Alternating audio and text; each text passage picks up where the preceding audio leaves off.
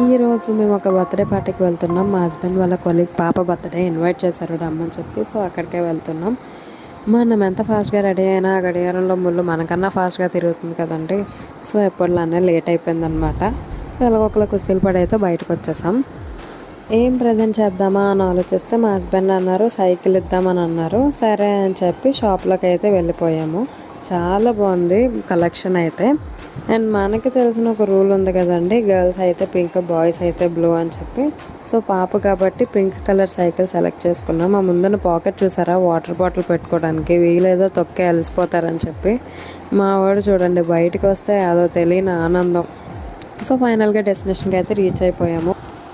Fun max play zone అని చెప్పి బాలాపూర్లో ఉంది. ఇది ప్లే జోన్ కమ్ పార్టీ హాల్లో అయితే అప్రాక్స్గా 15 to 30 పీపుల్ సరిపోతారు. అండ్ పిల్లకాయలు ఎక్కువ మంది ఉంటే మాత్రం ఇలాంటి ప్లే జోన్స్లోనే బర్త్డే పార్టీస్ అరేంజ్ చేసుకుంటే బాగుంటుంది. ఎందుకంటే పిల్లలు కూడా కొంచెం బయటికి వచ్చి ఎక్స్ప్లోర్ చేయడం స్టార్ట్ చేస్తారు. ఇలా బయటికి అప్పుడప్పుడు తీసుకొచ్చి ఇలాంటి కొత్త విషయాలు నేర్చుకుంటే మనం కూడా చూసి ఆనందిస్తాం కదా. సో మా వాడు చూడండి ప్రతి దాంట్లో నేను ఉన్నానని చెప్పి వాడంతటి వాడే ఎక్కిపోతున్నాడు. ఇక్కడ చూడండి ఒక అద్భుతమైన స్టెప్ వేస్తాడు. నాకైతే సమంత గారే గుర్తొచ్చారు. ఇది కూడా ఎక్కించాను నన్ను, ఇదేం పాపం చేసిందంటే సరే అని చెప్పి దీంతో కూడా ఆడించేశారు. అది అయిపోయిన తర్వాత ఈ హౌస్లోకి దూరిపోయాడు, హైడ్ అండ్ సీక్ ఆడాడు చాలాసేపు. సో ఫైనల్గా కేక్ కటింగ్కి అయితే పిలిచారు.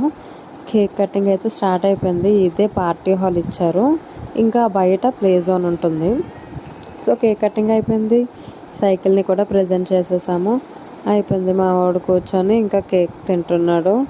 ఒక్కొక్క బయటికి సూపర్ అని చెప్పి భలే ఎక్స్ప్రెషన్ ఇస్తున్నాడు.